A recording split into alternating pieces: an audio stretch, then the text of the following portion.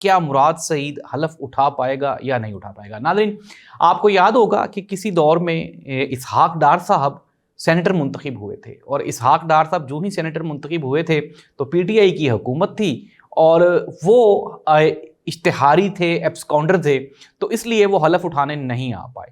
مین while جو حکومت تھی عمران خان کی، اس کے خلاف اپوزیشن کی طرف سے تحریک عدم اعتماد آئی، عمران خان کی گورنمنٹ ختم ہو گئی، پھر اسحاق ڈار صاحب آئے اور آنے کے بعد انہوں نے حلف اٹھا لیا۔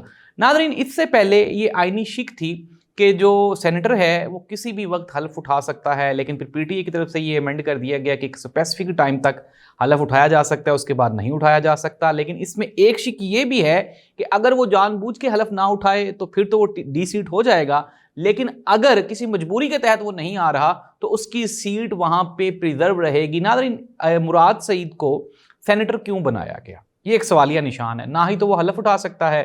آج گورنر کے پی کے سے بھی یہ سوال پوچھا گیا کہ کیا مراد سعید کو آپ آنے دیں گے، تو انہوں نے کہا جس نے کوئی غلطی کی ہے اس کو سزا تو ملے گی۔ ناظرین، اگر ہم عدالتوں کی بات کریں تو مراد سعید کے اوپر بھی کافی ساری ایف آئی آرز ہیں، اور جو ہی مراد سعید حلف اٹھانے آئے گا اوبیسلی وہ تو اریسٹ ہونا ہی ہونا ہے۔ اب ایسی صورتحال میں مراد سعید کا منظر عام پہ آنا یہ ایک مشکل پوزیشن ہوگی، اور یہ ناممکن سا ایک سوال ہے جس کا کوئی جواب نہیں ہے۔